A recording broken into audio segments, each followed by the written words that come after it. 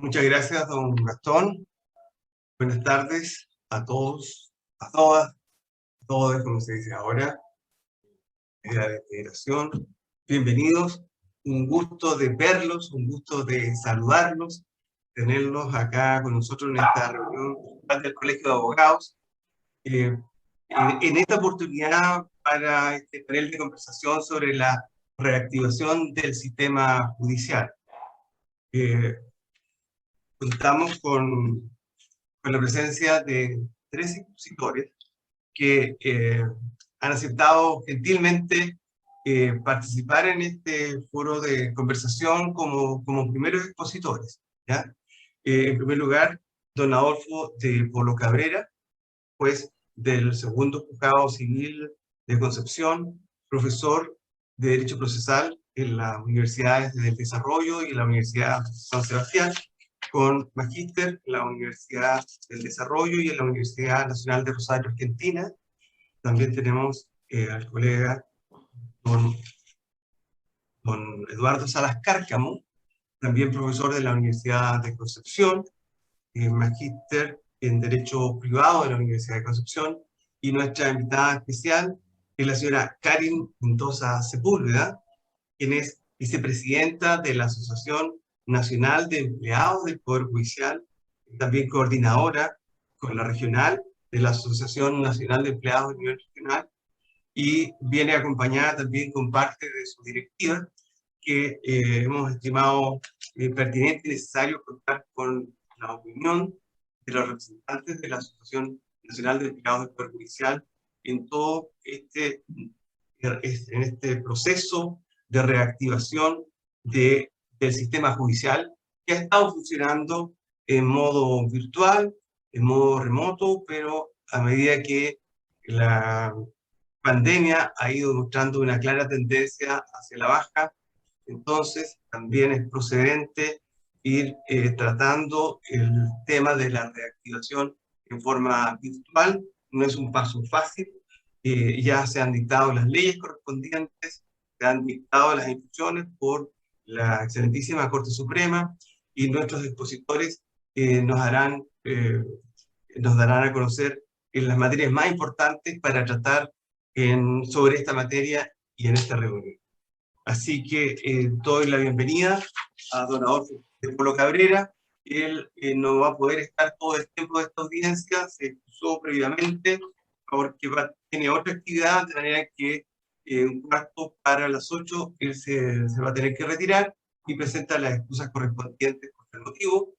Y luego va a exponer don Eduardo Salas Cárcamo, que son los aspectos legales, y luego la señora Karin Mendoza, también los aspectos legales, pero con la visión de los empleados del Poder Judicial, que también necesitamos escuchar y tener en consideración. Así que, reiterando nuestros agradecimientos por nuestra presencia, dejo con ustedes a don Adolfo de Polo Cabrera. Bienvenido, magistrado. Muchas gracias al Colegio de Abogados de Concepción y en la persona de su presidente, don Francisco Rojo Lavarría, quien tuvo la amabilidad de invitarme a conversar de Derecho, lo cual siempre es un agrado para quienes escogimos esta carrera como profesión y al final como una pasión. La exposición que yo les tengo presentada para esta tarde se titula Cuestiones prácticas de la reactivación de los probatorios, y la voy a enfocar en el protagonismo del término especial de prueba. Voy a compartir pantalla. Si me permite, por favor, el anfitrión.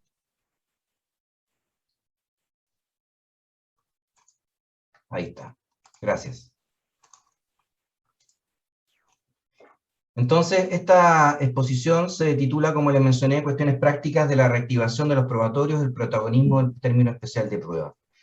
¿Y por qué se titula de esta forma?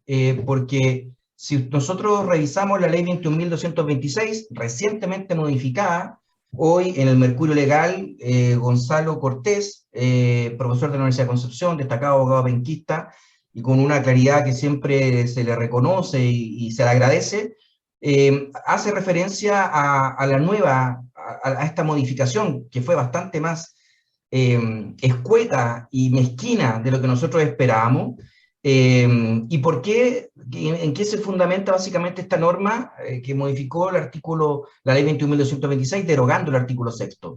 Pero este artículo 6 lo que se refería era a la suspensión de términos probatorios. Y aquí entonces yo les propongo hacer esta exposición con tres ejes. El primero, revisar esta suspensión. El segundo, aterrizarlo y señalar cuántos procesos están suspendidos. Y para el caso yo les traigo el ejemplo de mi tribunal. Y por supuesto que está muy en sincronía con los otros dos tribunales de nuestra ciudad. Y luego una tercera parte que titulé ¿Cómo los reactivamos? En cuanto a este artículo 6 derogado, ¿qué es lo que señalaba? Señalaba, como la semana pasada, ¿cierto? Los términos probatorios a que la entrada en vigencia de esta ley hubiesen empezado a correr o que se inicien durante la vigencia del estado de excepción constitucional de catástrofe en todo procedimiento judicial en trámite ante los tribunales ordinarios, especiales y arbitrales del país, se suspenderán hasta el vencimiento de los 10 días hábiles posteriores al cese del estado de excepción constitucional de catástrofe. Y ahí se señala por qué. Y sus prórrogas, por supuesto. ¿Y qué nos pasa ahora? Que el estado de excepción constitucional terminó el 30 de septiembre y la pregunta que debemos hacernos todos es qué pasa a partir del recién 1 de octubre. Y lo que pasó es que el 30 de septiembre se dictó una ley 21.379 que derogó el artículo 6 y que en el nuevo artículo 11 prorroga varios plazos establecidos en la ley que en su versión original vencían al momento del cese del estado de excepción constitucional de catástrofe, es decir, el 30 de septiembre del 2021, extendiéndolos hasta el 30 de noviembre del mismo año. Pero aquí, de inmediato, uno cuando revisa la norma, la ley 21.226, y la realidad de los procesos en tramitación ante los tribunales civiles, surgen varias dudas. La primera de ellas que nos surge es qué pasa con los términos que corren desde el 1 de octubre. ¿Por qué? Porque no hay ninguna duda, y somos todos abogados, ¿cierto?, que los términos probatorios, y aquí yo siempre, tanto en las clases como consulta, acudo a un clásico, que es don Carlos Anabalón Sanderson, y él lo define como el espacio de tiempo concedido a las partes en una causa para rendir toda clase de pruebas y de un modo exclusivo la testimonial, tendiente a justificar y comprobar legalmente sus particulares pretensiones, hecha valer en autos con la debida oportunidad. ¿Por qué es importante hablar del término probatorio? Porque ese es el término probatorio el que fue suspendido por el artículo 6. Los procedimientos, como muy bien dijo en la introducción el señor presidente del Colegio de Abogados, no están paralizados. Nosotros diariamente, y a muchos abogados que están acá presentes, los veo en audiencias telemáticas, pero los procedimientos siguen avanzando, al menos en su etapa de discusión, y por supuesto las sentencias que tenían que dictarse se siguen dictando y los cumplimientos se siguen efectuando, los recursos procesales también se siguen realizando, pero es el término probatorio el que se suspendió por ley. ¿Y qué características tiene este término probatorio? Es un plazo legal, judicial y fatal. Ahí ustedes recordarán sus clases de Derecho Procesal en las distintas universidades, ya hace distintos años con distintos profesores, algunos de ellos que están presentes hoy en esta actividad. Y siempre acudiendo al Código de Procedimiento Civil, que es la norma que nos debe regir en todo esto, más allá de proyectos, boletines, presentaciones, actas, el Código nos enseña que el término probatorio no se suspende. Y así el 339, inciso primero, sostiene el término de prueba no se suspenderá en caso alguno, salvo que todas las partes lo pidan. Usted sabe, los que son litigantes, no es fácil muchas veces obtener de la contraria una suspensión de común acuerdo del término probatorio. Muchas veces las pretensiones de las partes son dispares y las estrategias jurídicas también. Pero es tan así que el término probatorio no se suspende que era necesario dictar una norma que estableciera la suspensión como fue el 6 recientemente derogado. Y la voluntad de las partes, en un sistema en que el principio dispositivo es el dominante, puede ser la alternativa a controlar eficientemente los probatorios que se reinician. Tanto es así, esta presentación, don Jorge Ogalde ya quizás la vio en esta parte porque hago clase en la Universidad del Desarrollo, donde él es vicedecano, pero resulta que la voluntad de las partes fue tomada. ¿Y por qué le digo? Porque yo esto lo puse antes de la ley, hace 3 semanas, un mes, y la voluntad de las partes fue tomada a tal nivel que es la parte la que podrá reactivar los probatorios. Y aquí cuando uno dice que en el derecho las palabras importan mucho, es la parte, no las partes. Y ahí cambiamos de inmediato un paradigma, conforme al 339, inciso primero, que requería la voluntad de ambas partes para poder suspender un término probatorio. Ahora basta, para reactivarlo, la voluntad de una de las partes.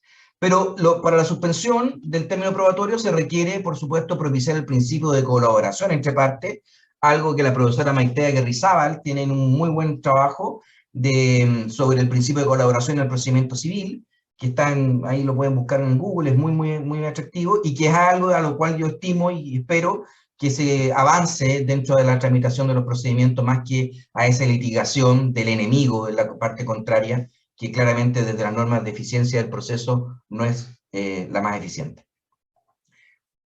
Y aquí hay una diferencia entre los distintos procedimientos. ¿Por qué? Porque el término probatorio, ordinariamente, este periodo de tiempo, como nos enseña Carlos Navalón, no se da en todos los procedimientos. Por ejemplo, en el procedimiento de arrendamiento de la ley 18.101, existe una oportunidad procesal para rendir prueba. Esta audiencia de conciliación, contestación y prueba, que estamos realizando también telemáticamente y que hicimos una interpretación del Tribunal Civil de Concepción para poder avanzar con los procedimientos, ya no se realiza el quinto día, sino que en un día cierto, con una agenda que le permita al tribunal poder calendarizar estas audiencias y con una notificación previa de 5 días para garantizar el debido emplazamiento y con ello el debido proceso.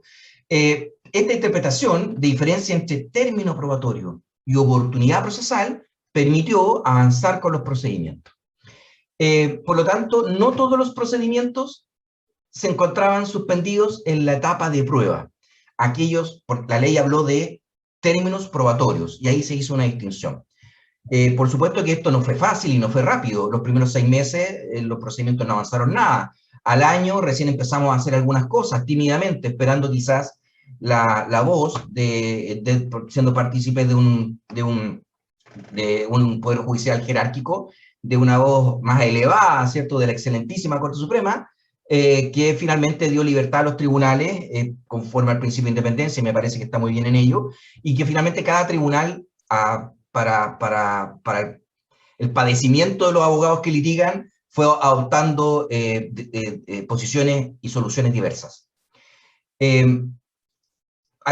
Para que comprendan por qué es un problema esto, datos obtenidos del sistema de tramitación de causas civiles, el SITSI, que el que nos gobierna ahora, ¿cierto? Parece que más que el Código de Procedimiento, el SITSI, para nosotros, la AJB para ustedes, ¿cierto? Son mecanismos diarios a los cuales tenemos que enfrentarnos, pero sí que nos sirven para entregar datos. Y fíjense que cuántos procedimientos se encuentran suspendidos conforme al artículo 6º de la ley. 319 causas. 319 causas. Que en un universo de ingreso en un Tribunal Civil de Concepción de alrededor de 8.000 causas parece no ser tanto. Pero si todos se reactivan al unísono, es imposible poder practicar pruebas en los distintos términos probatorios de los distintos procedimientos, ejecutivos, sumarios u ordinarios, en una sala de audiencia que ustedes las conocen, que por supuesto no soportan aforos ni nada por lo que hoy nos tenemos que enfrentar. Pero este número 319 aún es relativamente manejable. ¿Por qué? Porque ¿cuáles son las causas que se suspendieron? Aquellas que estaban suspendidas, que los términos probatorios se habían iniciado. Y todos recordarán que los términos probatorios se inician con la notificación de la última de las partes, porque es un plazo común, o de la resolución de la última reposición que en contra de la resolución que recibió la causa prueba. Entonces hay otro número que es bastante significativo, que son causas que tienen la nomenclatura 24 aplicada. Les traduzco esto de una nomenclatura de TSITSI, del tipo de resolución, que son las que se recibió la causa prueba, pero que las partes no iniciaron el término probatorio. Por lo tanto, el demandante, conforme al principio dispositivo, quien lleva el impulso del proceso, no consiguió un receptor, no quiso esperar, y no empezó a correr el término probatorio. Y ahí el número se nos dispara a 1.036 causas. 1.036 causas. ¿Qué problema nos presenta esto? ¿Y cómo lo reactivamos? Bueno, ahí yo les acompaño, el Tribunal Constitucional conoció varias causas donde se discutió el estado de excepción constitucional y la constitucionalidad, la suspensión de los procedimientos y una serie de otras alteraciones de principios procesales, y se señaló siempre que se buscaba continuar con la administración de justicia dentro de lo posible y poniendo como prioridad la salud de los funcionarios y las personas. Pero esa etapa pasó, esa etapa se modificó, ya se acabó el estado excepcional de régimen de estado de excepción constitucional. Estaba acordando una canción de Soda Stereo, el régimen se acabó, ¿cierto? Decía el año 85. Se acabó el estado de excepción constitucional. Pero bueno, claramente la cantidad de pruebas testimoniales y absoluciones, porque la prueba viva es la que nos presenta más problemas, y por supuesto y dentro de ellas la testimonial, que es la que exclusivamente se debe rendir dentro del término probatorio. ¿Por qué nos presentan problemas? Por los receptores disponibles. No es sorpresa para ustedes que no todos los receptores de la jurisdicción, que son más de 20, toman pruebas testimoniales. Eso es histórico y es un problema. Además de los aforos en tribunales, el prevencionista de riesgo de la Corporación Administrativa del Poder Judicial concurrió a la sala de audiencia y me señala que puedo tener 12 personas de fuera del tribunal en sala de audiencias. 12 personas. O sea, ¿qué significa eso? Que todos los funcionarios tienen que estar teletrabajando para que la sala de audiencia lo reciba a ustedes, a los abogados, porque si vamos nosotros a trabajar, no entra nadie. 12 personas, ¿qué significa 12 personas? 3 testimoniales, pensando que es el receptor, los 2 abogados y uno de los testigos. Por supuesto, tendremos que pedir a los receptores que, por los aforos, ellos tomen las pruebas y que no además acudan con un secretario o secretaria. Lo mismo a los abogados, que la mayoría acuden solos, pero algunos van 2 abogados, tendremos que pedirles que vaya uno. Y aquí aprovecho la oportunidad, ya que el público es el experto, en que los abogados también hagan sus preguntas para tacha, ejerzan sus derechos, pero si el testigo, la tercera, cuarta pregunta, no contesta lo que él espera, ya no contestó lo que él quería que le contestara. Entonces, por régimen de eficiencia, les aprovecho la oportunidad de solicitarles, ¿cierto?, que las preguntas, si ya nos dijo que tenía interés, o que no conoce, que fue al matrimonio y nunca más, que no son amigos, qué sé yo, seguir adelante, porque la verdad es que va a ser en perjuicio de todas las demás causas, porque vamos a tener aforos limitados y tiempos limitados. Ahora, ¿qué soluciones nos entrega la actual legislación? Y aquí está la gran estrella de nuestro legislador, que lo contempló, por supuesto para otras situaciones, el término especial de prueba. Y aquí quiero yo pedirles que ustedes pongan especial atención en los términos especiales de prueba. ¿En qué? En la oportunidad para solicitarlo. Primero, para que no queden, que no se rechace un incidente por extemporáneo. Usted a lo mejor quiere rendir testimonial, a lo mejor la contraria quiere que usted no rinda testimonial. El negocio, la contraria, a lo mejor es que usted no tenga la oportunidad procesal para ello. Por lo tanto, es muy importante, porque los términos probatorios ordinarios y extraordinarios lo más seguro es que van a ser insuficientes, el ejercicio del término especial de prueba. Para ello, siempre es bueno repasar lo que es el término especial de prueba, un término que se utiliza cuando no es posible rendir pruebas sin mediar culpa alguna de las partes. Y aquí sí que las partes no tienen culpa. Aquí sí que los apoderados de las partes no tienen culpa. No nos podemos culpar de la pandemia. Y por otro lado, claramente es un hecho público y notorio que los tribunales estuvieran cerrados. Por lo tanto, los 3 tribunales civiles de Concepción nos reunimos, la señora Ana María, el magistrado Carlos Hidalgo, Paulina Astete, porque la señora Margarita está cumpliendo funciones como ministro suplente. Nos reunimos y acordamos los 3 una resolución tipo de reactivación que frente a la presentación de la parte que solicita reactivar, señalamos algunos conceptos básicos para poder ordenar esta reactivación. Y luego, una vez que ya se estén rindiendo, como ustedes comprenderán, son 1036, de los 1036 con que 100 quieran rendir testimonial, ya no da los 20 días del probatorio si es que todos corren del mismo tiempo, o sea, es imposible. Entonces, ahí, ¿qué es lo que vamos a tener que propiciar? El entorpecimiento. ¿Y qué acordamos entre los 3 tribunales? Y la petición es, aléguelo dentro de plazo, o sea, que no tengamos que tener que desestimarlo por extemporáneo, resolverlo de plano y acogerlo. acogerlo resolviendo de plano, y de ahí quedaremos los 3 tribunales un calendario. Y le vamos a decir, señor, esto así como con los sistemas anglosajones, su día y hora ante el tribunal será tanto para rendir la prueba, en un término especial de prueba. Es la única forma que se nos ha ocurrido para que las personas no queden desprovistas de medios probatorios que puede para su pretensión ser fundamentales. Y aquí el entorpecimiento entonces va a ser necesario alegarlo. Ahí están las causas, el término especial de prueba en general, pero el que a nosotros nos importa hoy día es el entorpecimiento. La alegación y la tramitación. Si bien esto se tramita incidentalmente, los incidentes pueden también resolverse de plano. De hecho, si ustedes revisan el mensaje del Código de Procedimiento Civil, don Juan Antonio Ríos lo señala expresamente cuando se modificó el Código de Procedimiento Civil, y anteriormente el presidente Montt también lo señala, que los incidentes, el tribunal tiene facultades para resolverlos de plano cuando se dan ciertas circunstancias, y aquí el hecho que los hechos sean públicos y notorios favorece esta solución. En cuanto a la propuesta nuestra, es calendarizar, como les decía, las audiencias. Entonces, ¿qué es lo que dice la resolución tipo? Que se reactiva el procedimiento para poder disgregar todos los procedimientos, y ejerciendo la facultad del artículo 48 del Código de Procedimiento Civil, decidimos que esa resolución se notifique por cédula.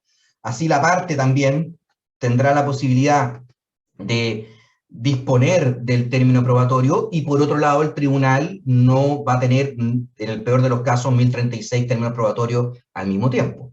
Por lo tanto, la notificación por cédula ya es una herramienta que se nos ocurrió a los jueces y juezas civiles de Concepción para disgregar temporalmente estas audiencias, y se les va a solicitar que el día anterior envíen un correo electrónico al correo electrónico que señala la misma resolución, señalando que van a rendir prueba testimonial. ¿Para qué? Para nosotros poder disponer de un espacio físico. Como les digo, en el tribunal, en el segundo juzgado civil, tenemos 3 puestos para tomar pruebas. 3, por aforos. Por lo tanto, se podrán agendar 3 o 4 testimoniales por día. Y si ya mandó el correo y ya habían 3 o 4, nosotros certificaremos ese hecho, y esa sola certificación a ustedes les va a servir para poder alegar el entorpecimiento. Por supuesto que eso tendrá que ser en los días que dure el término probatorio, ¿cierto? No basta una vez. Tendrá que ser en los demás días que dure el término probatorio. ¿Qué problema surge? Porque los problemas son siempre enormes, y hay bastante. El número de receptores judiciales disponibles para tomar pruebas, los aforos de tribunales y la posibilidad de tomar pruebas remotas. Desgraciadamente, el proyecto intermedio, porque nosotros en las distintas facultades de Derecho hemos conversado harto sobre la reforma procesal civil y sobre especialmente esta ley post-pandemia. En un principio se iba a cambiar todo prácticamente, no todo, pero era muy profunda. Luego se disminuyó y salió esto al final, que es muy, muy acotado. Pero fíjense que uno de los proyectos de ley que modifica las leyes post-pandemia indica que la prueba viva debe ser presencial. Eso debería ser ley antes del 30 de noviembre. Si la prueba viva es presencial, los aforos son un tema, ¿cierto? Y estas 12 personas que pueden entrar a la sala de audiencia es un límite. Quizás, y a ustedes como colegio de abogados pueden alzar, ¿cierto?, su opinión. Si estas pruebas pueden ser remotas, claramente el número de pruebas que se pueda tomar es superior. Nosotros estimamos que el retraso en los términos probatorios puede ser tranquilamente 8 meses, 1 año, quizás más. Por lo tanto, es un problema, porque todos saben que la justicia que tarda no es justicia, y es muy difícil de explicar a sus clientes, a nuestros usuarios, a los justiciables, el porqué de esta circunstancia. Y aquí hay un régimen voluntario del artículo 77 bis del proyecto que finalmente no fue tomado por esta norma, que en el fondo es la parte la que puede reactivar. Bueno, señor presidente, don Francisco, esa era la exposición que yo tenía presentada pendiente para ustedes, y quedo a su disposición para cualquier comentario. Muchas gracias. Muchas gracias, magistrado Adolfo Polo Cabrera. Yo sé que usted nos va a acompañar por un rato más hasta que cumpla la hora, así que no se preocupe que ya estamos todos informados. Y a continuación, junto con reiterar los agradecimientos al magistrado, dejo con ustedes a don Eduardo Salas Cárcamo, profesor de Derecho de la Facultad de Ciencias Jurídicas y Sociales, integrante del Tribunal Electoral y magíster de Derecho Privado de la Universidad de Concepción. Gracias, don Eduardo, por su ofrecimiento, o sea, por su disposición a esta actividad que lo solicitamos y que accedió de forma inmediata y con la mejor disposición. Adelante, don Eduardo. Bueno, muchas gracias, Francisco, colegas.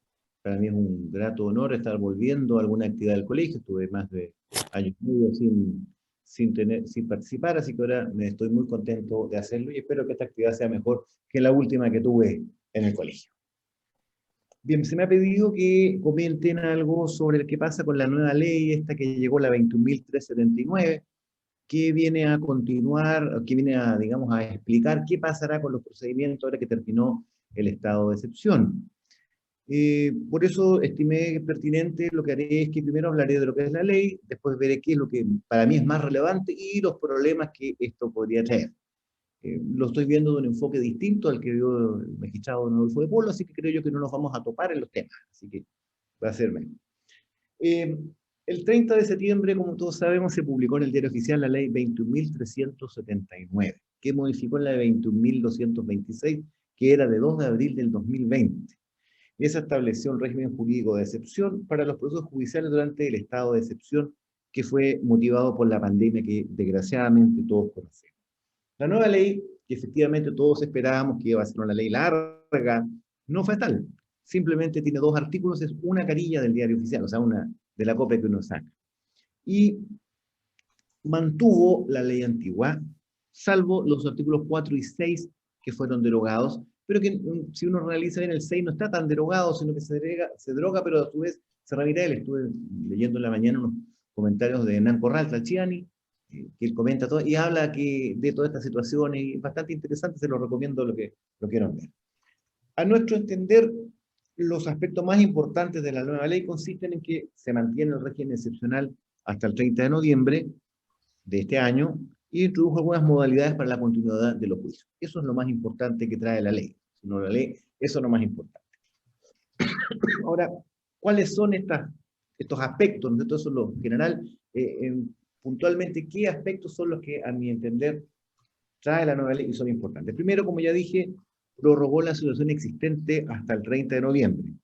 Por lo tanto, todas las fechas que la ley anterior, o sea, la 21.226, señalaba como 10 desde el estado de excepción o 10 días después, hoy en día hay que entender lo que es el 30 de noviembre. Hay una por ahí que cambia, pero todas son antes. En cuanto a los procedimientos que estaban detenidos en virtud del artículo 6, este artículo 6 que era muy mencionado, no sé por todo, porque era el que paralizaba los periodos de prueba, se establece un sistema ahora para que se reanude, consistente que cualquiera de las partes puede solicitar al tribunal su renovación. Y el juez, dictando una resolución, dará lugar a ello, se notifica, y desde tal notificación el procedimiento va a continuar. Y el juez, dice la ley, fija las audiencias para la prueba testimonial, lo que hablaba el magistrado de Polo recién. En cuanto a los juicios que han estado paralizados por el artículo 6 también, no es necesario que se notifiquen por cédula en virtud del artículo 52 del Código de Procedimiento Civil, o sea, no rige este artículo 52 porque estuvo paralizado por la pandemia, o sea, no hay que notificarlo, aunque dice después que el juez puede ordenar otra forma de notificación, lo que nos parecería que convierte en facultativo este artículo, porque el juez podría decir, notifíquese igual por cédula si el procedimiento estuvo detenido. Como estamos en procedimientos en que son entre personas, habrá que ver cada caso, ¿no es cierto? No hay una regla cierta para todo, no puede hacer rajatabla de algo, decir todos igual, porque son juicios de personas, los colegas son todos distintos, entonces habrá que ver ahí, el juez puede, entonces yo creo que está bien que él le dé la facultad al juez para ver al caso él disponer otra forma de notificación.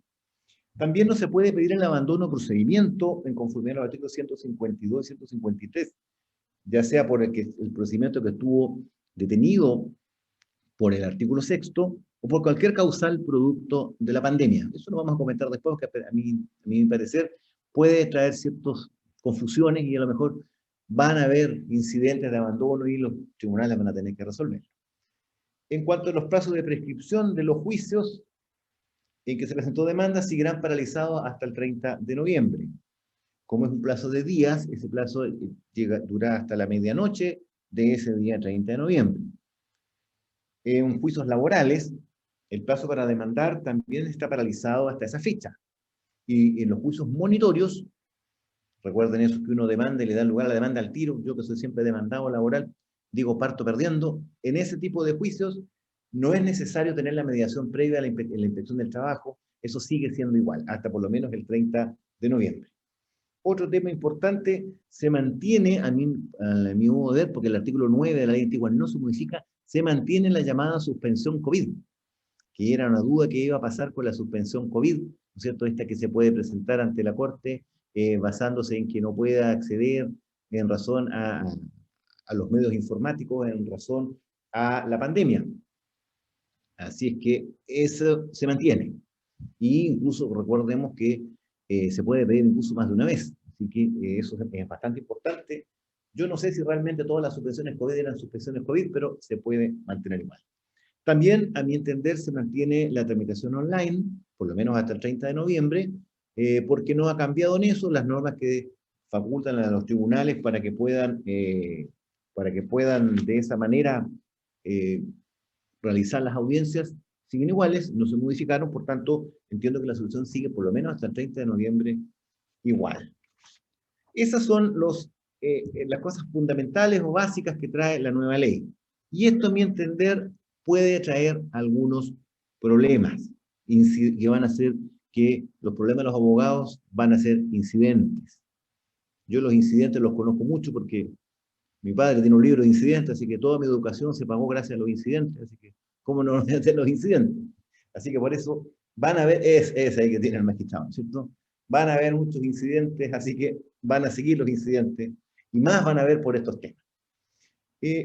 ¿Cuáles son los que por lo menos a mí se me ocurren y que seguramente después en la conversación, como somos todos colegas, van a aparecer más temas que podrían ser de los incidentes?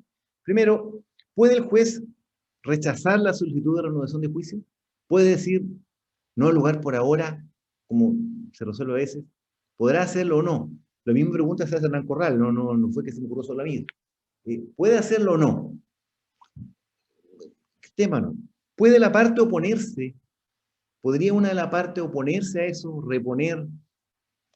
Yo creo que de poder hacerlo lo va a poder hacer, pero de ahí a que le resulte, le vaya bien, es otro tema, ¿no es cierto? Pero puede ser.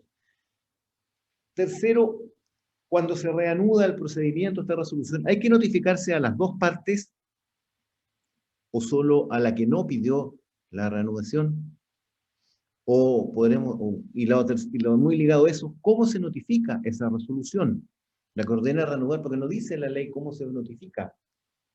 Podría ser por el Estado Diario, o bien disponer de otra cosa. A nuestro entender, la manera de solucionar eso para no crear ningún tipo de confusión es que el magistrado, en la resolución que ordena o que tiene por abierto nuevamente o reanudado el juicio, debería indicar ahí cómo se notifica. Podría indicar, notifíquese personalmente por cédula, y creo que ahí solucionamos el tema, el juez lo puede hacer. Y así como digo, nos evitamos confusiones. También podríamos entender que es como en las demandas de juicio sumario, nosotros que al demandante se notifica por el Estado Diario y en la otra parte se notifica por cédula, o sea, personalmente por cédula. Podría ser algo así. Ahora, si estimamos que es que se va a renovar el término probatorio, tal vez debería ser por cédula, porque la resolución que recibe la prueba se notifica por cédula. Ahora, si una parte no tiene fijado domicilio, ¿cómo lo vamos a hacer? ¿Se aplicará la manera que será por el Estado Diario o no se aplica? Hay que ver, porque los artículos 48, 49, 50 dicen qué tipo de notificaciones son, entonces cuáles son las que se reemplazan. Entonces también es una situación que podría ser dudosa, ¿no es cierto?, y que podría dar lugar a cierta confusión. También nos surge una duda en cuanto a las audiencias de testigos, ¿no? Que con lo que habló el magistrado don Adolfo de Polo, me parece que quedó más claro. Nos surge una duda sobre si las audiencias de testigos que el juez puede disponer lo debe hacer solo dentro del término probatorio o podrá fijar una audiencia fuera de esa fecha. Al parecer, podría ser un término especial para que fuera fuera de esa fecha, o bien puede el tribunal por las horas de ley fijar prueba de testigos en otra fecha. Nosotros estimamos que en principio sería dentro del probatorio, pero si la ley establece esa norma que permite al tribunal hacerlo, es porque es una excepción, entonces a lo mejor le permitiría hacerlo fuera y elaborar un calendario, como decía, para fijar la fecha y no haya entorpecimiento entre ellas, no se llene el tribunal, sobre todo si le dice que después del 30 de noviembre van a ser todas presenciales, podría tener cierta complicación. Así que yo creo que hay posibilidad que se incluyó eso para dar libertad al juez para fijarlas en otra fecha. En cuanto al abandono de procedimiento, esto también a mí me da ciertas, también me trae ciertos cuestionamientos, ciertas dudas. No hay duda que el artículo 12, incorporado por la ley, dice que los juicios que estaban paralizados por el artículo 6º, esos van a, son los que no va a regir el abandono de procedimiento. O sea, aquellos en que se había iniciado el procedimiento de prueba durante el estado de excepción, se le aplicó el artículo 6º, quedaron suspendidos. Obviamente, ¿cómo lo van a pedir al abandono? Si están suspendidos por ley. No tenía la posibilidad de mover eso. Así que en eso no hay duda. Sin embargo, la duda es con los que no estaban corriendo. Estos ¿se acuerda que el magistrado habló de 300 y tanto que estaban suspendidos porque estaba acordado probatorio, pero que llegábamos a 1000 con los otros? Esos no están suspendidos por el artículo 6º. Por tanto, si, en principio, podrían esos alegarse el abandono. Sin embargo, dice la ley, o suspendidos por otra causal producto de la pandemia. Así que ahí podrían estar incluidos diciendo que estaban abandonados porque hay pandemia. Se podría argumentar que, ¿para qué voy a notificar si me lo iban a suspender igual? ¿No es cierto? Voy a notificar algo para que no avance. No igual, esa notificación no iba a ser una gestión útil porque no iba a cambiar el estado del juicio. Así que por ese lado, creo yo que uno se podría defender si le pidieran el abandono en esa vía. Pero va a ser un tema porque van a haber casos así. Así que eso va a ser... se va a ver qué va a pasar y serán los tribunales los que tendrán que decidir y elaborar una jurisprudencia al respecto.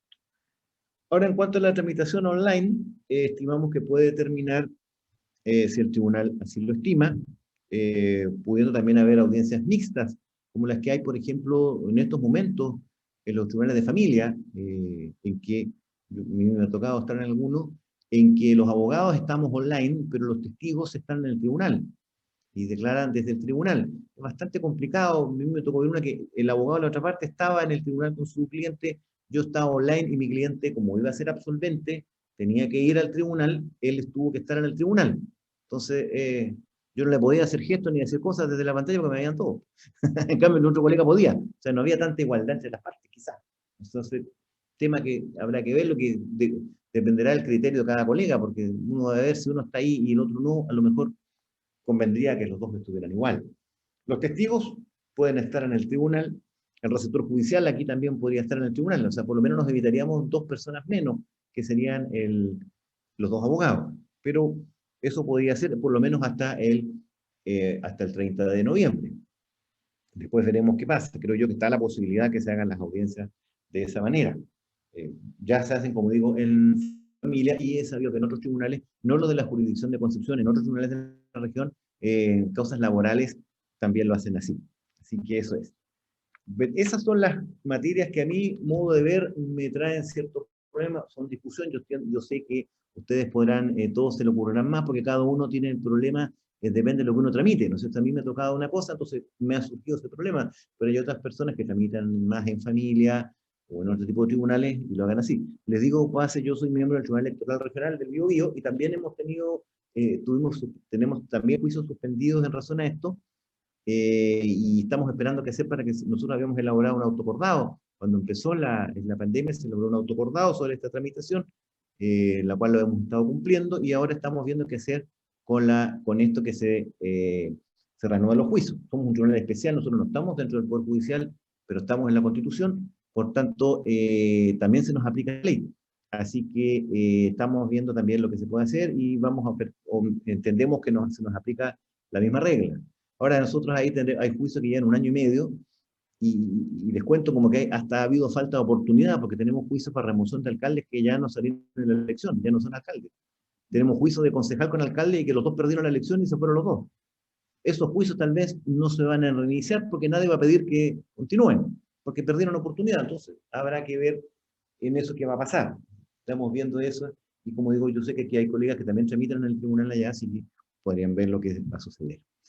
Bien, señor presidente, esta fue mi exposición, bastante breve, porque ya casi todo estaba, el magistrado de Polo dijo mucho. Yo dije cosas que creí que eran distintas a otro punto de vista, pero dejo abierto el debate para que en las consultas veamos los problemas que pueden presentar. Espero que les haya servido esta intervención. Muchas gracias. Muchas gracias, don Eduardo Salas Cárcamo, profesor. Interesante el punto de vista desde el foro, digamos, desde el ejercicio de la profesión. Don Adolfo nos daba desde el punto de la arquitectura. Pero también tenemos que escuchar una tercera voz que tiene que ver en la práctica de tribunales, que es la voz de los trabajadores, y en este caso representado por la Asociación Nacional de Empleados del Poder Judicial. Así que, por favor, señora Karen Mendoza Sepúlveda, muchas gracias por su disposición a colaborar en este conversatorio y a darnos el punto de vista de los empleados del Poder Judicial. Muchas gracias. Buenas tardes a todos y a todas. Agradezco en primer lugar al Colegio de Abogados de Concepción que me haya efectuado esta cordial invitación, en especial a su presidente, el abogado don Francisco Rojo, y aprovechar de saludar también acá, que no veía hace mucho tiempo, a quienes han sido mi profesor, en especial a don Hernán Silva. Muchos años atrás en la Universidad de San Sebastián tuve el honor de haber sido su alumna. Y bueno, aquí a mis colegas también que se han tomado el tiempo de acompañar en esta importante actividad, Andrés Baldovino, María Teresa Muñoz, Bruno Candia, para dar nuestra visión desde la Asociación de Empleados del Poder Judicial. Puedo únicamente, después de estas exposiciones que han hecho el magistrado de Polo y el profesor Salas, complementar únicamente a lo referido a cuál fue la postura de la Corte Suprema, que a lo mejor eso también nos va a dar luces para aclarar un poco aquellos puntos que no quedaron del todo claros en la ley corta de reactivación, ¿verdad? Bueno, dicho esto entonces, solamente hacerles presente que el día 27 de septiembre la Corte Suprema despachó el oficio respondiendo a esta consulta acerca del proyecto de ley que modificaba finalmente la ley 21.226 para reactivar y dar continuidad al sistema de justicia. Esta ley corta finalmente, que como se ha dicho tenía 2 artículos, tuvo un informe que es bastante extenso para la extensión de la ley, ¿cierto? Y que aclara muchos de los puntos que quedaron un poco dubitativos y que mencionó el profesor Salas. Bien, quiero comentarles que esta iniciativa, en su entonces que ahora es ley, pretende dar continuidad al servicio de justicia y resolver condiciones que resulten conciliables con el otorgamiento de seguridad para la salud de las personas y certeza para el ejercicio de los derechos. Permitir que los tribunales y demás actores institucionales puedan proyectar e implementar las medidas institucionales y lógicamente que también recordar que en esta ley 21.226 se estableció un régimen jurídico de excepción para los procesos judiciales, como se ha dicho latamente con quienes me han precedido en la palabra, para esta suspensión de los plazos a causa de esta pandemia que todavía nos acompaña. La Corte Suprema estimó en general que el proyecto resulta tanto necesario como útil para mantener un correcto funcionamiento del sistema de justicia, a la espera de que se dicten las disposiciones legales necesarias para adecuarlo a la situación generada por la pandemia. Y de ello se ocupó finalmente esta reforma del sistema para enfrentar esta situación luego del estado de excepción constitucional de catástrofe por calamidad pública.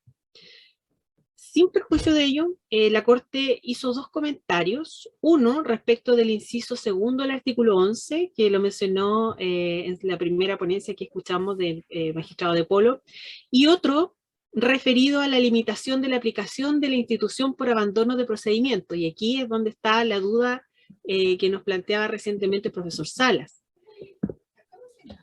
Este informe, como les digo, tiene 11 páginas. Yo solamente voy a comentarle lo medular. Primero, en cuanto a la motivación y el contenido del proyecto. ¿Qué es lo que observó? ¿Qué es lo que dijo la Corte Suprema? Mencionó que el mensaje que dio inicio al proyecto señalaba este objetivo de dar continuidad a la justicia, ¿verdad?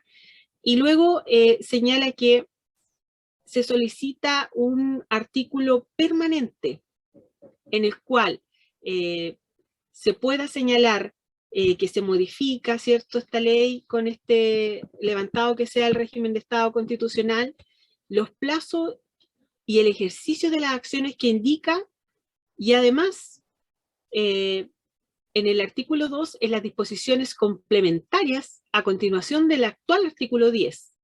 Dicho epígrafe contiene a su vez artículos nuevos para la ley 21.226, el artículo 11 y el artículo 12.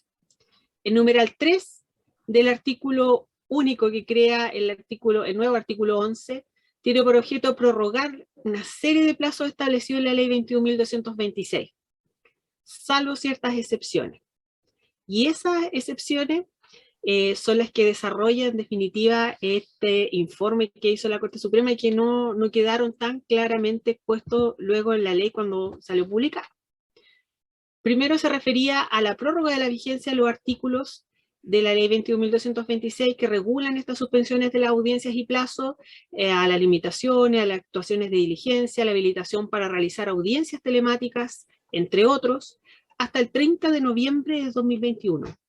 En lugar de cómo está consignado en la actualidad, esto es, hasta el cese del estado de excepción constitucional de catástrofe por calamidad pública, declarado por Decreto Supremo 104 de 18 de marzo de 2020, del Ministerio de Justicia y Seguridad Pública, y en el numeral B, exceptúa su aplicación respecto del artículo 6º, que el proyecto deroga en el artículo 4º, y que otorga a las partes, sus abogados, mandatarios y demás intervinientes, la posibilidad de alegar el entorpecimiento que hayan estado impedidos de cumplir por los plazos establecidos para las diligencias, para las actuaciones, y termina diciéndonos que en tanto sigan, serán entonces estas restricciones impuestas en el marco del estado de excepción constitucional de catástrofe o en razón de las consecuencias provocadas por la emergencia sanitaria ocasionada por el COVID-19.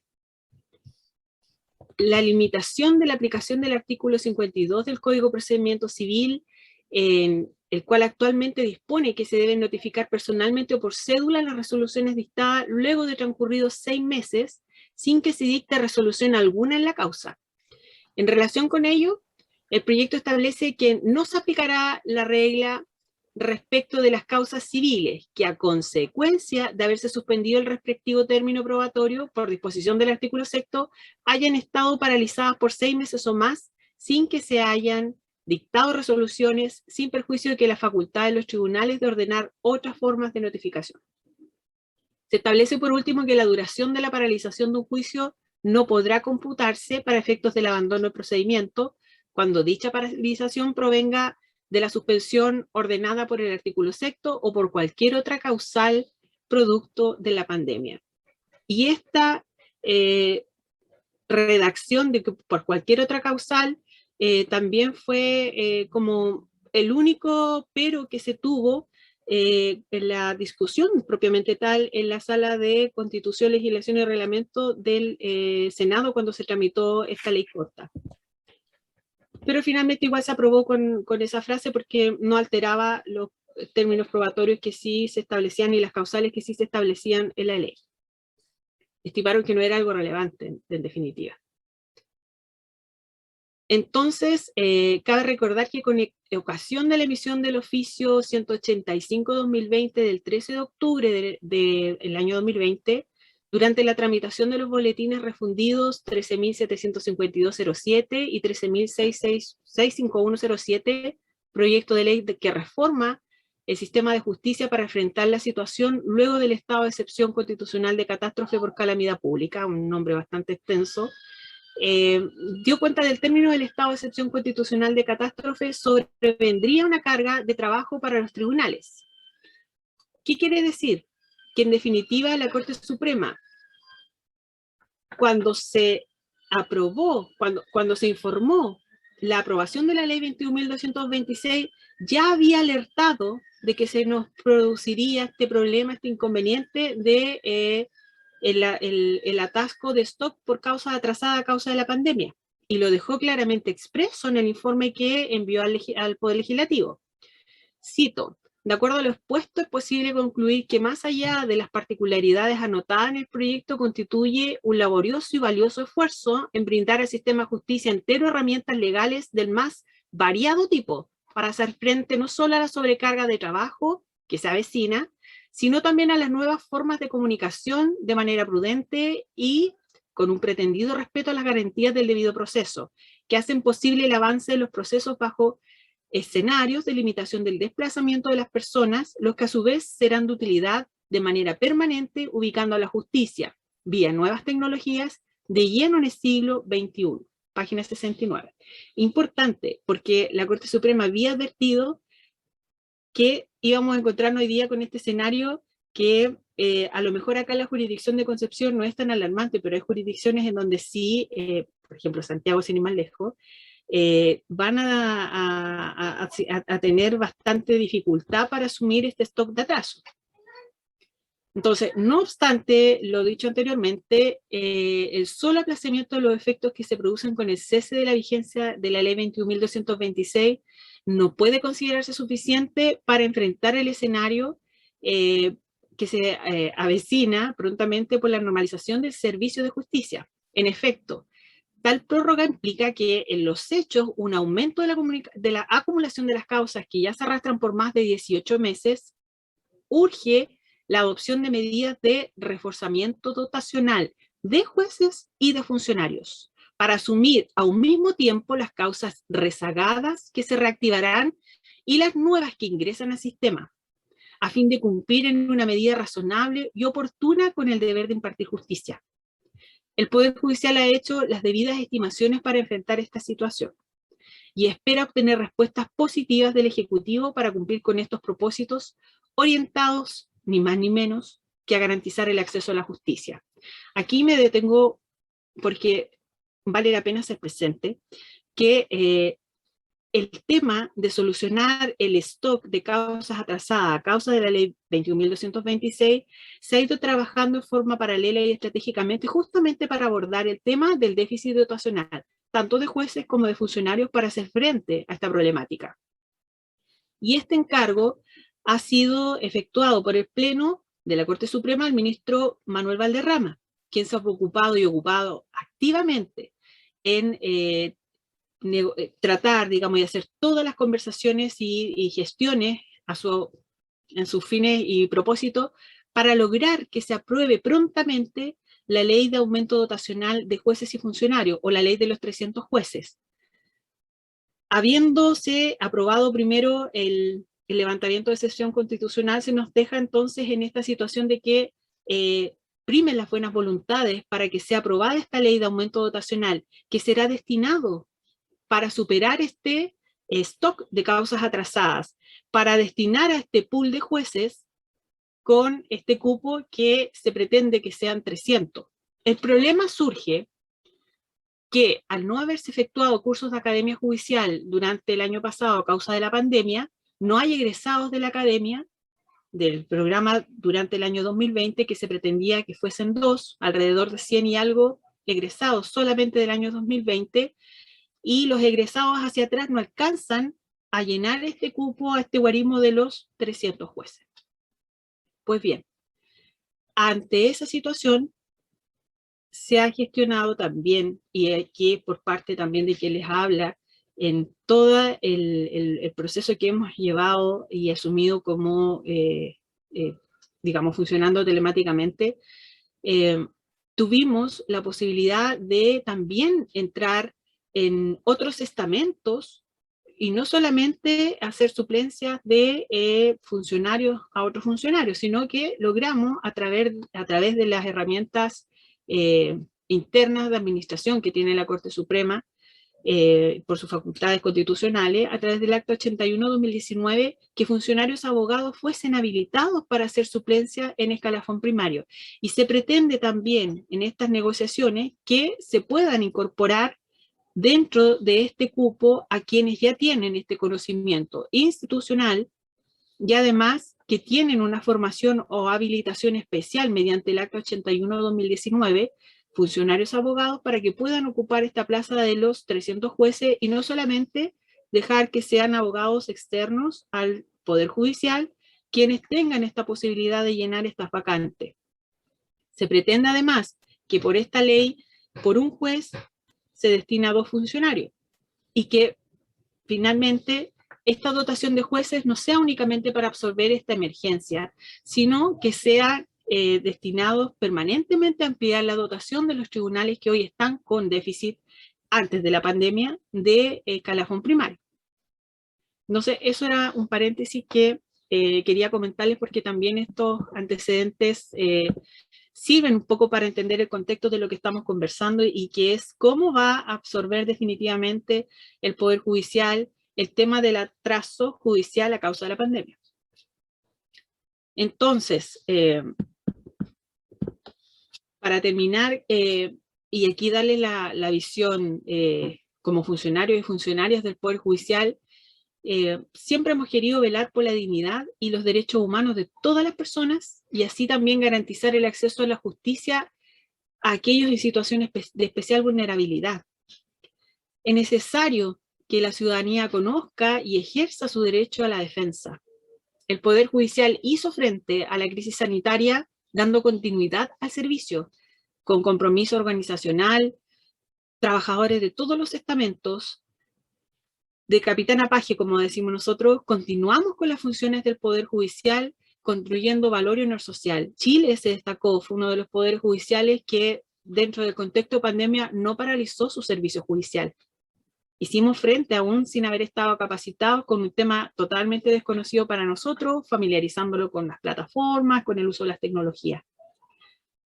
ANEJUS Chile y sus afiliados en todo el país, representantes también del estamento empleados, por cierto, podemos enorgullecernos de haber contribuido con abnegación y profesionalismo, cumpliendo con nuestras funciones de forma remota a través del teletrabajo que llegó para quedarse, y con el mismo compromiso en forma gradual y con apego a las normas sanitarias, iremos aumentando la presencialidad, que por cierto de forma reducida siempre se mantuvo. Nos enorgullece además haber colaborado con nuestros abogados y abogadas habilitadas por el Acta 81/2019 para hacer suplencias en escalafón primario, que desde luego esperamos sean incorporados en este proyecto del cual les acabo de hacer mención, para aumentar la dotación de jueces y funcionarios para superar los atrasos. Dicho esto, quiero agradecerles nuevamente la invitación y haber podido contribuir con un pequeño granito de arena en este debate tan interesante. Y por supuesto quedamos llanos a todas las colaboraciones y actividades que nos permitan el enriquecimiento y el crecimiento profesional. Muchas gracias. Muchas gracias, señora Karin Mendoza Sepúlveda, colega vicepresidente de la Asociación Nacional de Empleados del Poder Judicial y que tenemos la suerte de que forma parte también del Colegio de Abogados de Concepción, incorporada en el último acto solemne. Su presentación realmente ha sido enriquecedora, ver esta crisis desde el punto de vista de los empleados del Poder Judicial, en algunos aspectos bien relevantes, y de las exposiciones nos damos cuenta de que este es un tema que, no obstante que la pandemia vaya bajando, todavía está en desarrollo, hay todavía puntos que esclarecer. Por eso quisiera, y creo que habrá modificaciones legales por delante, mayores instructivos de la Corte Suprema, pero por ahora quisiéramos escuchar la voz de los colegas, la voz de todos los asistentes, para los efectos de irnos conversando. Don Eduardo Sala puede ir respondiendo algunos puntos, pero también creo que podemos ya entrar a una etapa de conversación, lisa y llanamente, donde podemos hacer preguntas y contestar estos puntos en no nos queda mucho espacio, pero podemos darnos unos 20 minutos adicionales para los efectos de conversar algunos temas. Dejo abierta entonces la palabra para los efectos. Pueden ir solicitando o haciendo consultas a través del chat y don Gastón va a ir dando la palabra. A lo mejor podemos ir resumiendo algunos puntos de acuerdo a las preguntas que se vayan haciendo a través del chat. ¿Ya? Presidente. Dígame. Presidente, no, aprovechando Perdón. que está Karen y los magistrados que estaban, yo creo, por lo menos en el caso mío, yo creo que este último tiempo hemos podido seguir ejerciendo, entre otras cosas, gracias a la buena voluntad de los funcionarios judiciales y de los magistrados y de los colegas también. Por lo menos yo he tenido causa en la provincia de Ñuble, en la Corte de Chillán y en la Corte de Concepción, y en todas, siempre los funcionarios con la una vez se perdió, cuando a veces la tecnología nos derrota, nosotros llamábamos al funcionario y el funcionario nos solucionaba el problema, y a los colegas también, con colegas con los WhatsApp, y que nos avisamos, mire, estamos tratando de entrar, ¿qué pasa? Y siempre ha habido la mejor voluntad de todos. Por eso yo quiero agradecerle a Karen, ella representa a todos los funcionarios, porque todos han sido, a mí, por medio de Los Ángeles, de Chillán, de Concepción, de Yungay, todos siempre se comportaron de la mejor manera, todos contestaron el teléfono para las dudas, los magistrados también, y los colegas también. A mí me tocó puros colegas que no eran conocidos ni amigos míos, y todos nos ayudamos, porque nos ayudamos a tramitar, y no es que ni uno le esté dando ventaja, no, sino que todos se hizo muy buena lid, muy buenos términos, hubo juego limpio en todo. Por eso lo quiero agradecer. Eso nomás quería decir, Francisco. Gracias, don. Adhiero a sus palabras.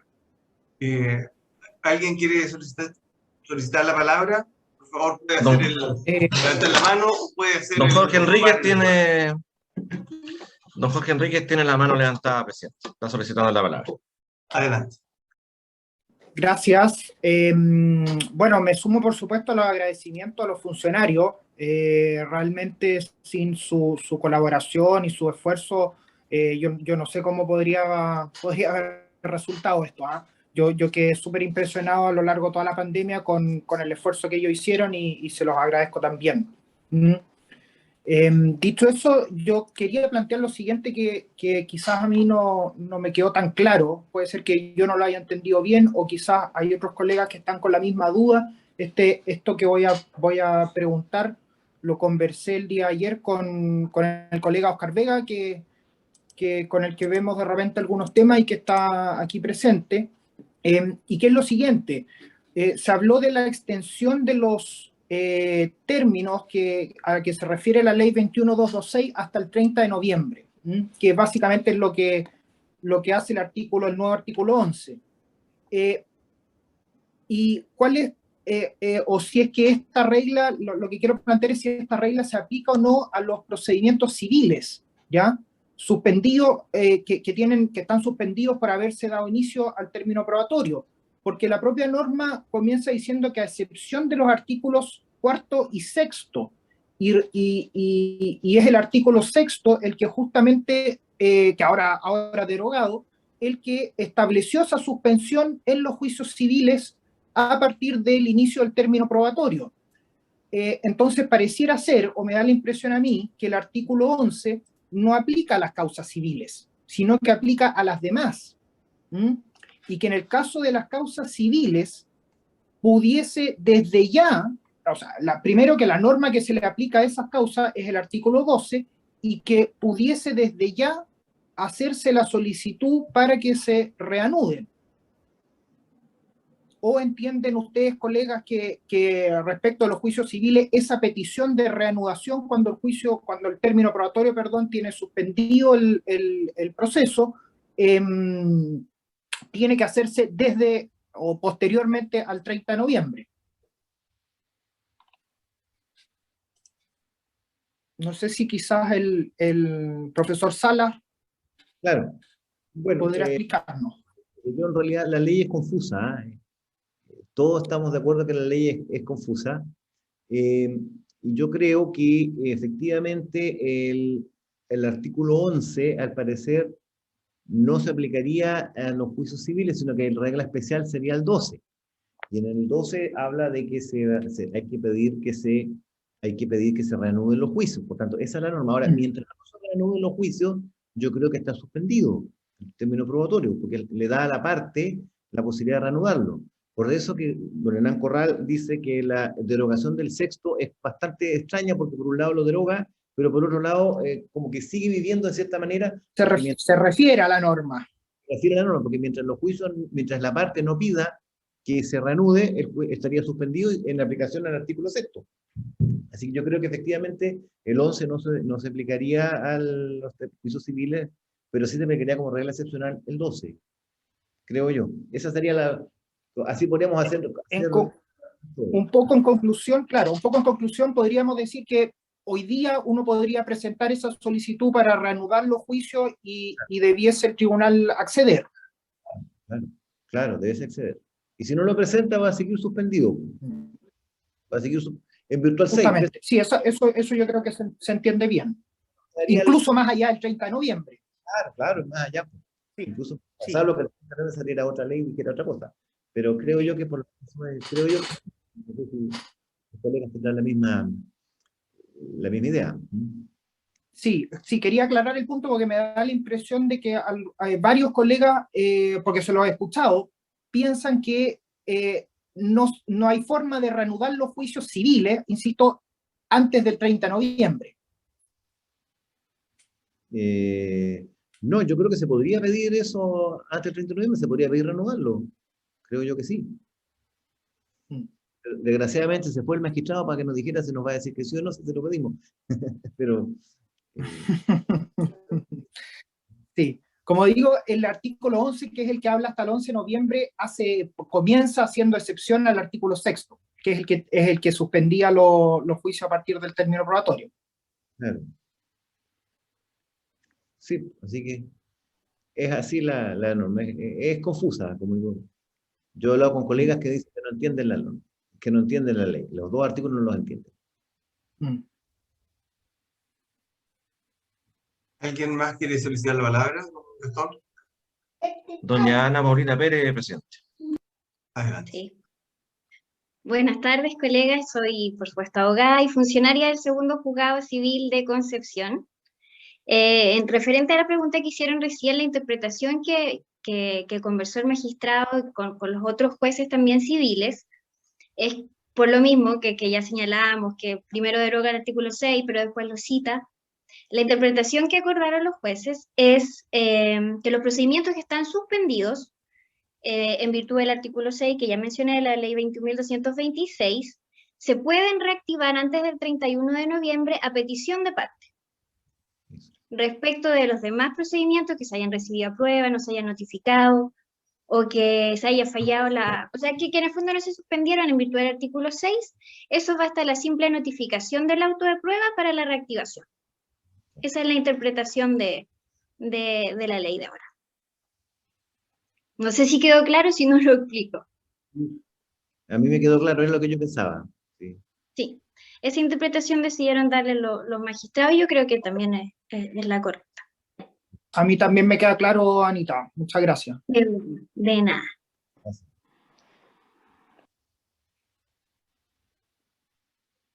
¿Alguien más ha solicitado la palabra, don Gastón? Sí, o sea, para redondear en fácil, los juicios que están suspendidos, entonces podría pedirse su reanudación a partir del 12 de octubre. Claro. Efectivamente. Okay. Sí, y ahí se va a pedir notificar por cédula a la parte contraria y a la parte que lo solicita se entiende notificado por el Estado diario. Entonces ahí se va a producir un doble problema peor respecto a qué juicio se va a aplicar el abandono de procedimiento y respecto a qué juicio no se aplica el abandono de procedimiento, porque tiene una consecuencia ahí también. Sí, ya hay un criterio en todo caso estudiado, pero se verá en su oportunidad.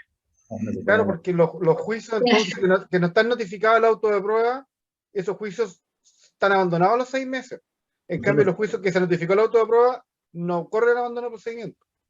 Entonces se va a producir va a tener que tener mucho cuidado los abogados respecto al abandono, porque hay juicios que los pueden matar por abandono de procedimiento y hay juicios que no los van a poder matar por abandono de procedimiento, según si habían notificado o no el auto de prueba en el estado de excepción constitucional. Va a ser súper complejo, ¿eh? Va a haber que analizar todos los juicios uno a uno. Sí, así es. Entiendo que ya ha habido jurisprudencia sobre abandono de procedimiento cuando no solicitó el auto de prueba, Eduardo. Sí, ya por lo menos en el segundo civil ya hay un criterio establecido respecto de esto por el tema pandemia y que viene de precisamente la Corte de Apelaciones de Concepción. En el sentido de declarar el abandono del procedimiento. No, de rechazar el abandono del procedimiento. Era por la situación de otros casos a los que se refería don Eduardo en su exposición, entonces. Pero que eso debería ser- Claro, eso fue hasta la ley 20.226, ahora yo no sé, claramente no se han presentado nuevos casos, por lo tanto podría hablar solamente en teoría, pero yo no creo que vaya a cambiar, no lo sé, esa es mi opinión personal, profesional, correcto. no No, como correcto. tribunal. Sí. Muy importante. Don Gastón, ¿hay alguien que haya solicitado la palabra? Observa a don Jorge Enrique, nuevamente está con la mano arriba, pero no sé si se le quedó o quiere nuevamente intervenir. Se me quedó, pero aprovecho a hacerle la consulta a Anita. En el fondo hoy día respecto a lo que decía don Oscar Vega, o sea, es claro que los juicios en los cuales no se ha notificado a ambas partes el auto de prueba, porque el término probatorio es común, por lo tanto empieza a correr cuando se notifica la última de las partes, esos juicios son juicios que no están suspendidos por aplicación del antiguo artículo 6 de la 21.226, son juicios que están vigentes, y habiendo transcurrido en esos juicios el plazo para solicitar el abandono de procedimiento, aún así ha sido rechazado. ¿Es esa la situación? Sí, mira, ahora no me acuerdo exactamente cuál es exactamente o sea, textualmente el fundamento, pero en el fondo es que la notificación, como también lo comentaba don Eduardo Salas en su exposición, no hubiese cambiado el estado del juicio. Entonces, por eso no te podría decir más completa, pero esa es más o menos la idea. Efectivamente, la notificación no provoca el cambio de estado en el juicio.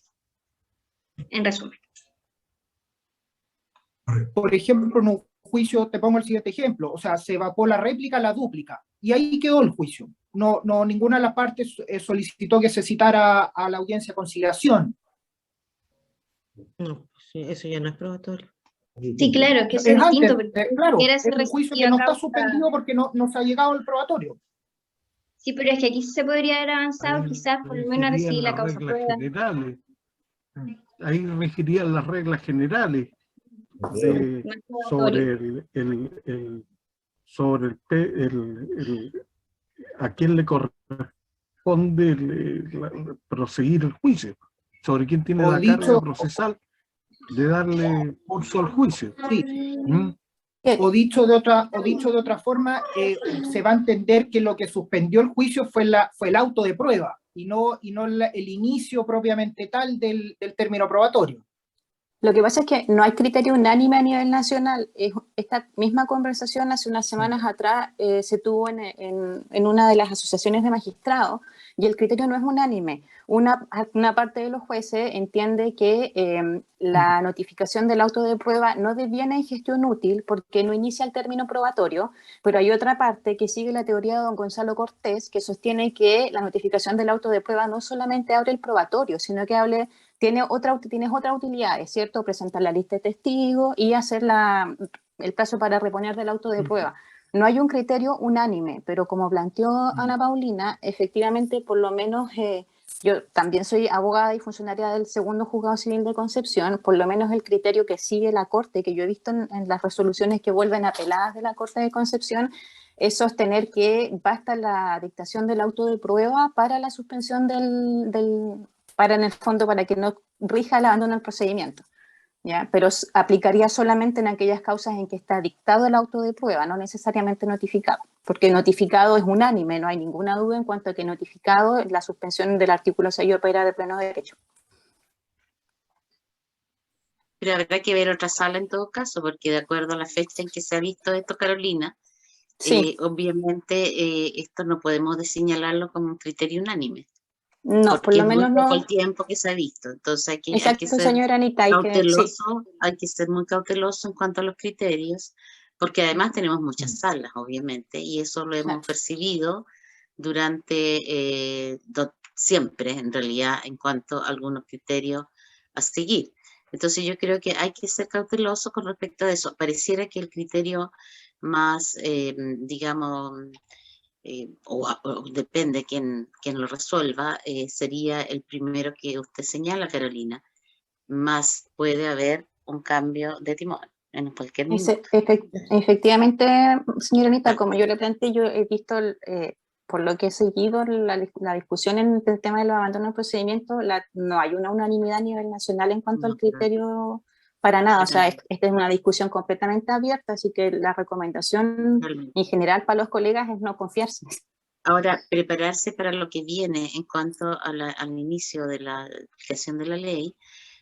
Ahí tendrá que tomar cada colega la decisión de haber notificado o de notificar el auto de prueba, o simplemente quedarse stand-by para buscar el momento oportuno para poder notificar o pedir entonces el término especial. Yo creo que eso se va a ver caso a caso y tienen que ver cada uno su causa. A mí me parece que eso es lo más criterioso. Gracias, señora María. Paulina también. Paulina estaba. Tenemos una visión bastante enriquecida sobre un tema que es muy complejo de resolver, evidentemente. Hay mucho que recorrer, pero por lo menos creo que hemos encontrado las líneas fundamentales de los problemas que vamos a enfrentar los abogados en el ejercicio profesional para lo que viene en adelante. Así que creo que hemos tenido un debate bien interesante, bien ilustrativo, y no sé si hay alguien que esté pendiente de hacer uso de la palabra, porque de otra manera, don Andrés, en todo caso, por favor, denle la palabra a don Andrés. Don Andrés Baldovino tiene la palabra. Hola de nuevo a todos y todas, como se usa ahora.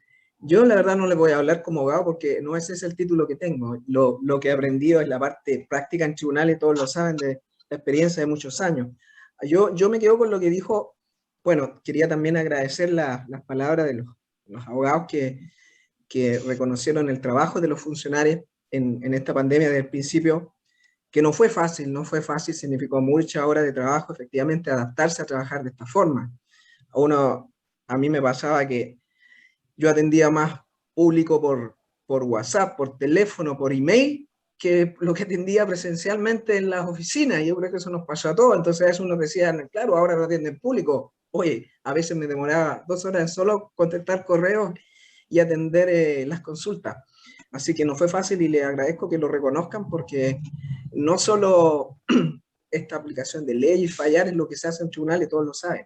Y desde ese sentido yo me quedo con lo que dijo el magistrado en su exposición, magistrado de Poló, porque creo que mucho depende de cómo esto funcione en la parte práctica, es con la colaboración de todos. O sea, el tema del aforo, el tema de que para nosotros mismos tenemos que repartirnos presencialmente. A algunos les gusta seguir teletrabajando, otros no, y no es fácil para todos. Yo, en lo personal, prefiero presencial, pero por un tema de salud, seguro no me van a dejar. Entonces, para todos es un esfuerzo y queremos seguir haciéndolo mejor, pero yo creo que lo principal, y como lo dijo en forma personal don Eduardo, que a él le pasó, que la colaboración que él tuvo con otros colegas suyos permitió un trabajo más fluido. Entonces es importante ahora porque, como dice el dicho, en la cancha se ven los gallos y se ven los problemas. O sea, creo que las primeras resoluciones y todo lo que ocurra va a ser todo un mundo nuevo que van a hacer a raíz de esto, y van a haber cosas que no solo las que se han planteado ahora, sino que seguramente van a surgir más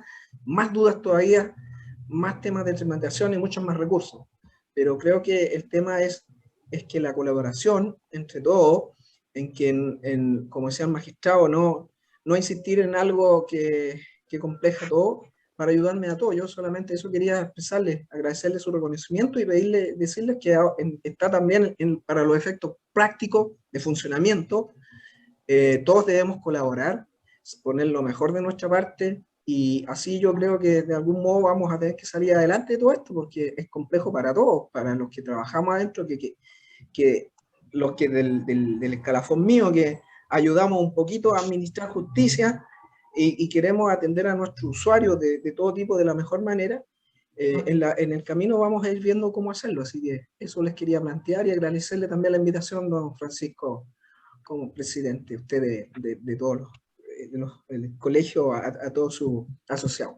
¿Okay? Gracias. Muchas gracias, Andrés. Muchas gracias a todos. Señora María Teresa, ¿está pidiendo la palabra? Sí. Adelante, señora María Teresa, por favor. Don Francisco, primero que todo, muchas gracias por la invitación. Hacía mucho tiempo que muchos no nos veíamos. Ha sido muy grato, muy enriquecedor esto, y agradezco enormemente los agradecimientos.